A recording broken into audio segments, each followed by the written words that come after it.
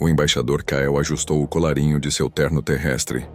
Um tecido cinza-carvão que parecia absurdamente comum ao lado das vestes bioluminescentes e das armaduras cerâmicas dos delegados no Conselho Selar. A estação diplomática central, um aglomerado de arquitetura hipócrita e burocracia flutuante, pairava sobre a borda da zona neutra, um monumento à inação. Kael não estava ali para negociar. Estava ali para observar o quão fundo o Império Draxian cavaria sua própria cova. Com todo o respeito, embaixador Kael, sua raça insiste em complicar o inevitável. A voz do plenipotenciário Selar, um ser alto e esguio de nome Shilar, soou como cristais batendo. O Império Draxian exige a rendição total do sistema Kaelon. É um posto de fronteira inóspito sem valor estratégico. O custo de sua defesa excede em muito o preço de uma retirada sensata. Kael sorriu, um pequeno movimento que não chegava aos olhos. O sistema Kaelon é inóspito, é verdade. Clima cáustico, gravidade variável. Por isso o chamamos de Casa de Verão. Quanto ao valor estratégico, Shilar, você está olhando para o Império Draxian. Eles só atacam onde o valor estratégico é óbvio. Sua mente é linear. Eles esperam aço e plasma. O que Kaelon oferece é argila. A menção à argila fez Shilar contrair seus apêndices faciais. A matéria orgânica de baixo valor era uma ofensa para a sensibilidade selar. Argila. Uma ameaça terrivelmente primitiva, embaixador. Primitives, talvez. Mas versáteis, Kael murmurou, seus olhos fixos no telão tático. O Dreadnought Draxian, o punho de Kaldar, estava tomando posição sobre Kaelon, bloqueando o acesso e a saída. Um ato de arrogância pura. A estratégia Draxian era sempre a mesma. Sobrecarga de poder bruto, artilharia de pulso longo, desmoralização da população antes que a infantaria sequer entrasse em contato. Eles desprezavam táticas terrestres. Consideravam a guerra de solo um incômodo para seres inferiores.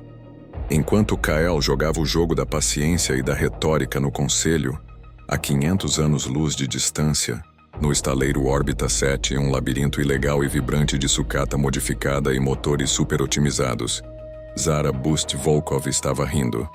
Doutora Sharma, você está me dizendo que esta máquina de lavar quebrada fará meu motor de dobra funcionar mais rápido?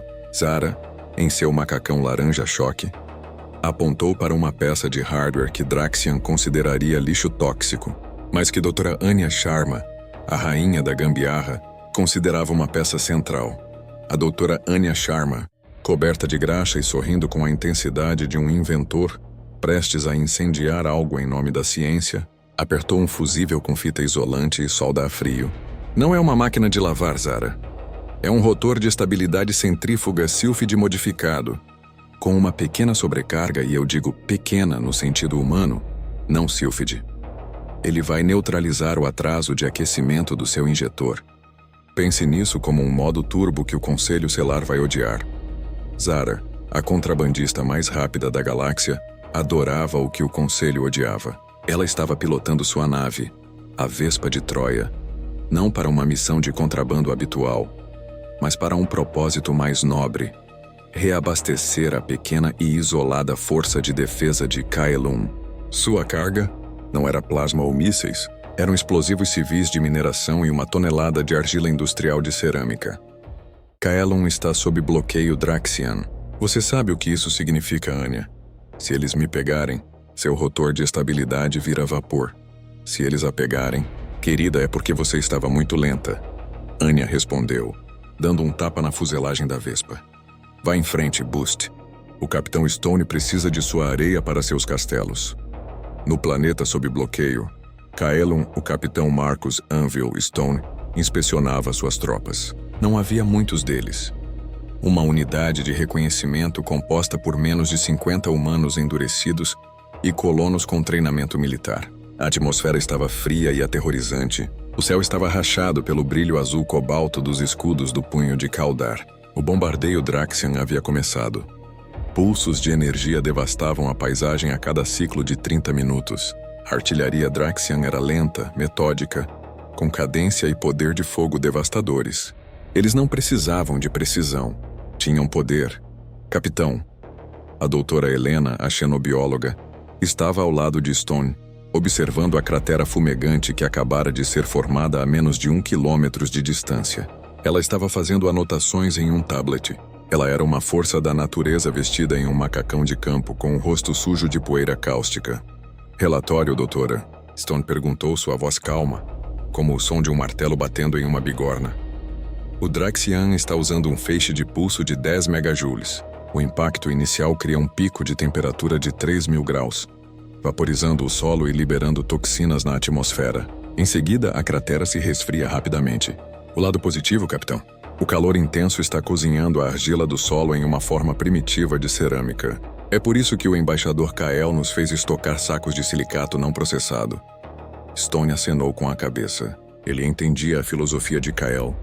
E a artilharia Draxian estava, ironicamente, fazendo o trabalho preparatório para eles. Os Draxian desprezam a guerra de solo. Eles acreditam que a artilharia faz a maior parte do trabalho e que a infantaria é apenas para a limpeza. Vamos lhes ensinar que a artilharia deles pode ser uma ferramenta perigosa quando usada contra eles. Se a artilharia Draxian era lenta e pesada, a resposta de Stone teria que ser rápida, leve e completamente imprevisível.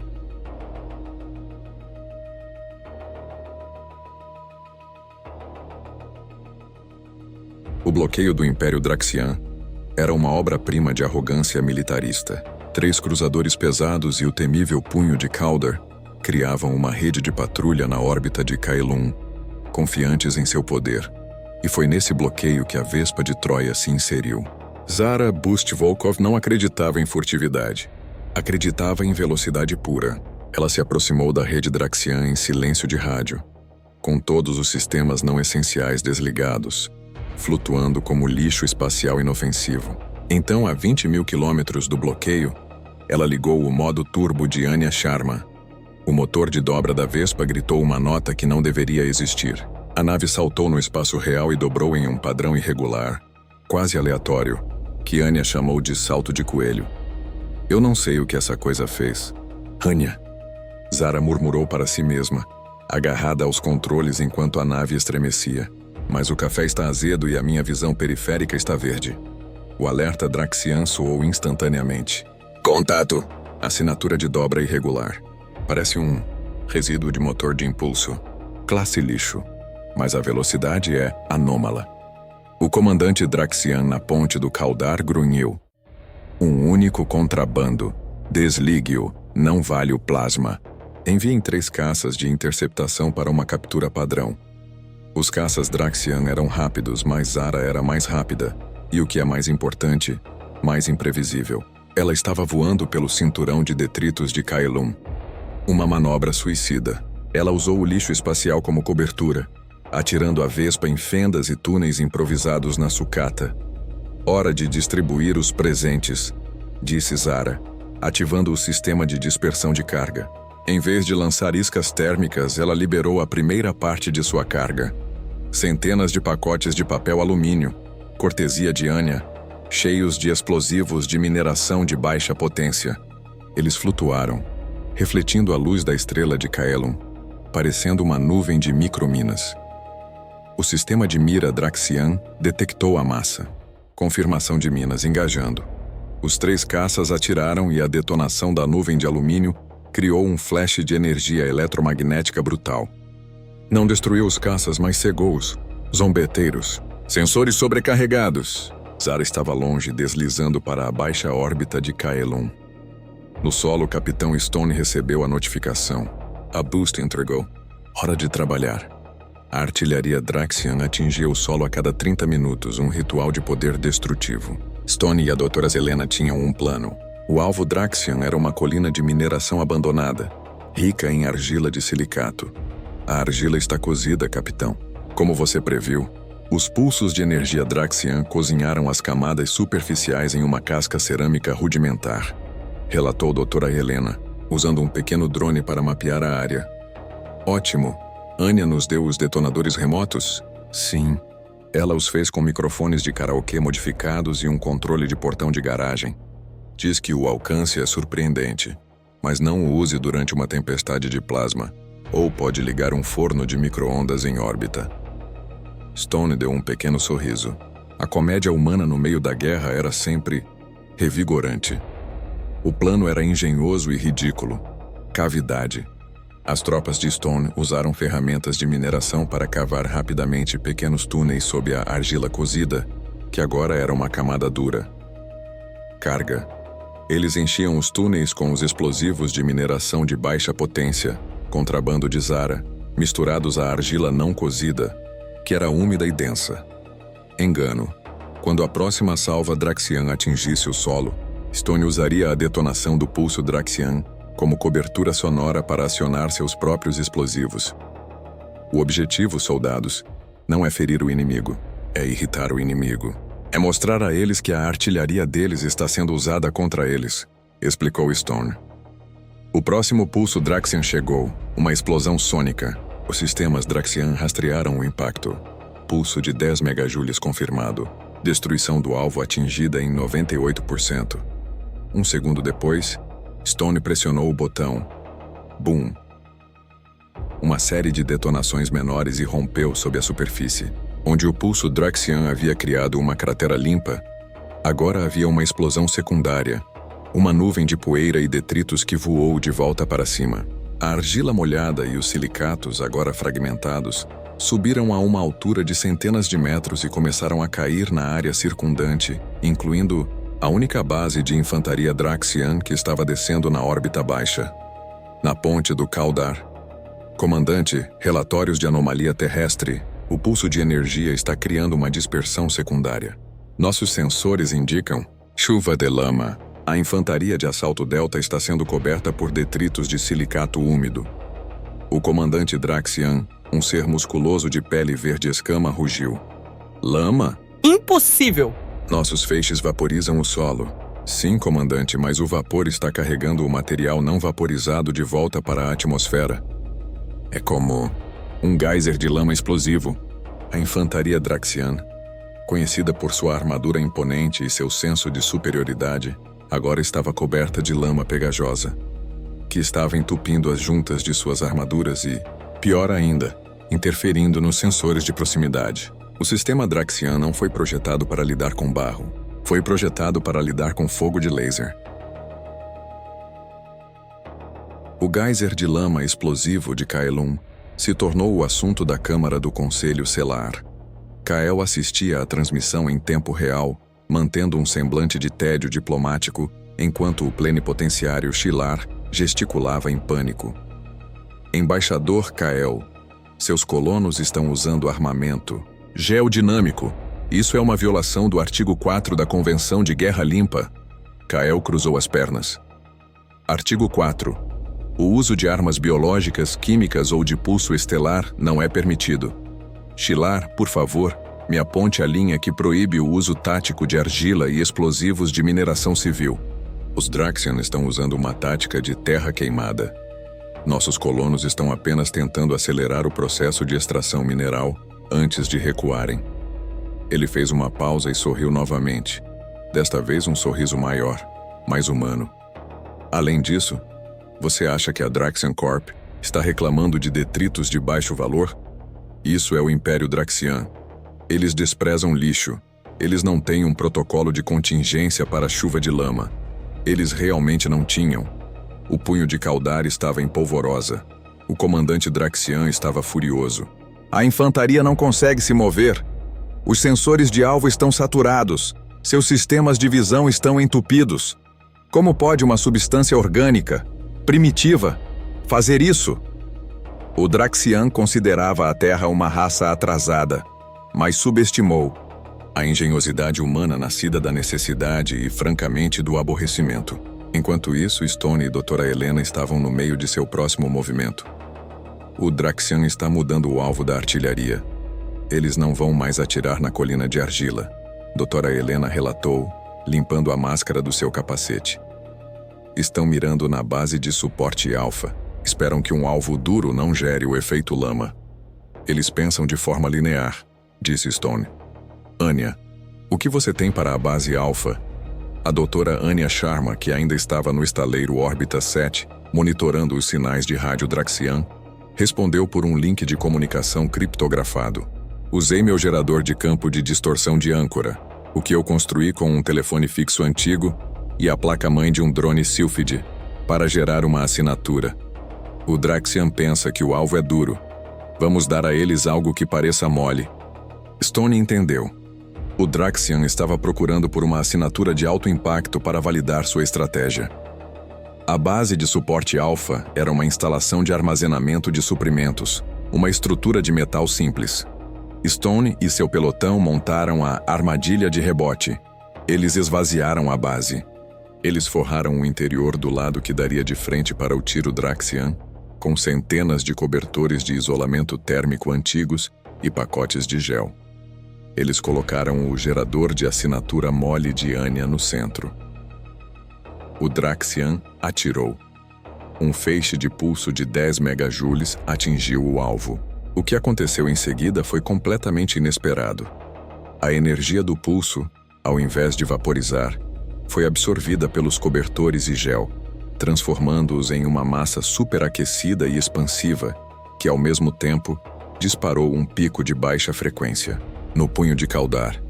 Comandante, assinatura de impacto, 0. O alvo absorveu o pulso. Nossas leituras indicam que o alvo tinha a consistência de pudim de baixa densidade. O comandante Draxian bateu seu punho na consola. Pudim? Eles estão construindo fortificações de pudim? Qual é a densidade de combate desse lixo humano? A Draxian se tornou cautelosa. Sua artilharia, sua arma principal de dominação, estava sendo neutralizada, ou pior, ridicularizada. O lento e metódico bombardeio foi interrompido, enquanto o comandante Draxian tentava reformular sua estratégia contra armas de pudim e geysers de lama. Foi nesse momento de paralisia tática Draxian que Kael fez o seu movimento na Câmara do Conselho. Embaixador Kael, a sua raça está infligindo danos psicológicos à nossa força de assalto, queixou-se o Draxian de plantão no Conselho. Kael sorriu docemente. Danos psicológicos? Por causa de barro e pudim? Isso parece ser mais um problema interno de gestão de estresse, meu amigo. Mas já que estamos falando sobre táticas Draxian, Kael tirou um pedaço de papel. O papel e a lei. O contrato. O Império Draxian está em violação do contrato de armistício de fronteira. Cláusula C-17. Em caso de engajamento militar em zona neutra, o uso de poder de fogo deve ser proporcional à ameaça. Os seus 10 megajoules contra nossos colonos em macacões de campo é uma ameaça desproporcional.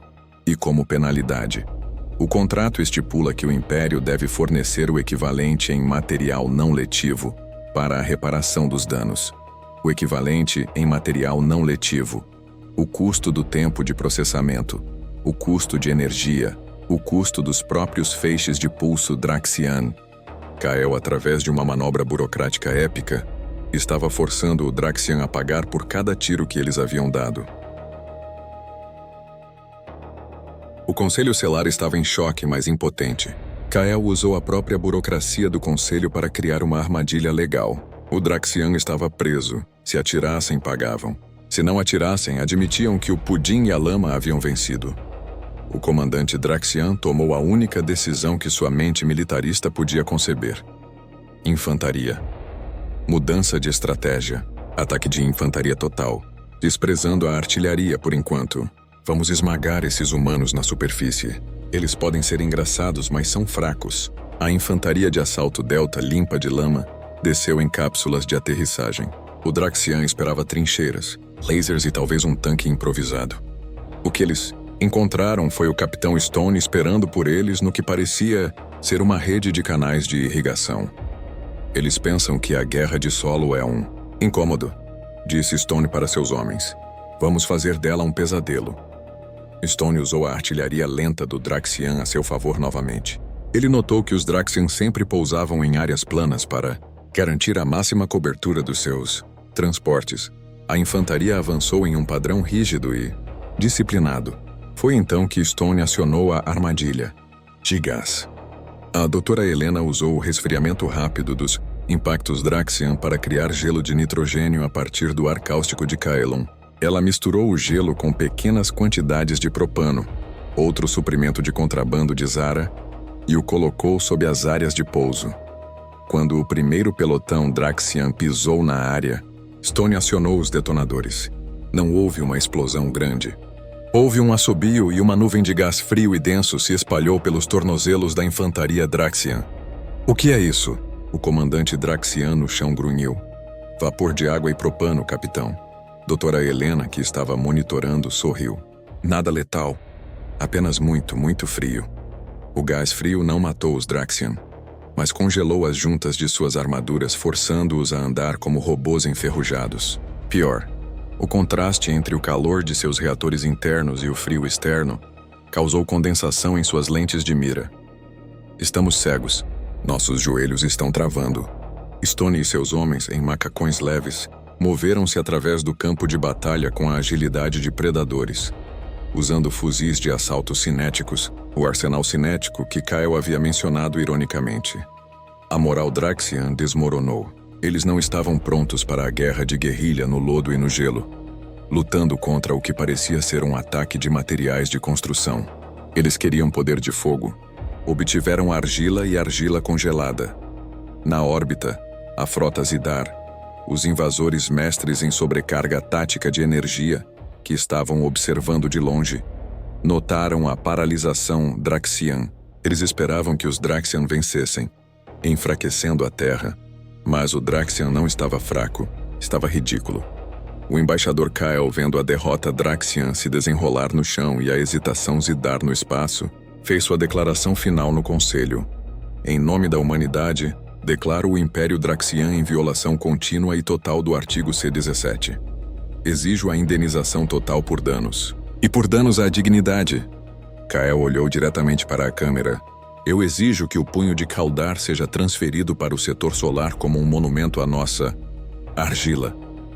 A Draxian se retirou de Kaelum, atolada na burocracia de Kyle e atormentada por lembranças de lama e pudim. Os Zidar, vendo a astúcia humana e a capacidade de transformar a própria artilharia em fraqueza, decidiram que o setor solar era, por enquanto, um alvo muito problemático. No sistema Kaelum, a vitória foi celebrada com o que restava dos suprimentos de Zara. "Você sabe, capitão," Doutora Helena disse a Stone enquanto observavam o horizonte. "Os Draxian deixaram muito material não letivo para trás. E com toda a argila que eles cozinharam, acho que podemos construir uma nova base de cerâmica." Stone sorriu. "E da próxima vez que atacarem, vamos usar o protocolo de cama e mesa. Se eles quiserem uma guerra justa, vamos lhes dar uma com o nosso próprio conjunto de regras." Em algum lugar, no espaço Zara riu. Anya sorriu e Kael bebeu um copo de água, que ele havia acabado de obter gratuitamente do Conselho Selar, como parte do acordo de indenização Draxian. A humanidade provou mais uma vez que a engenhosidade e uma pitada de lodo eram mais eficazes do que o poder bruto.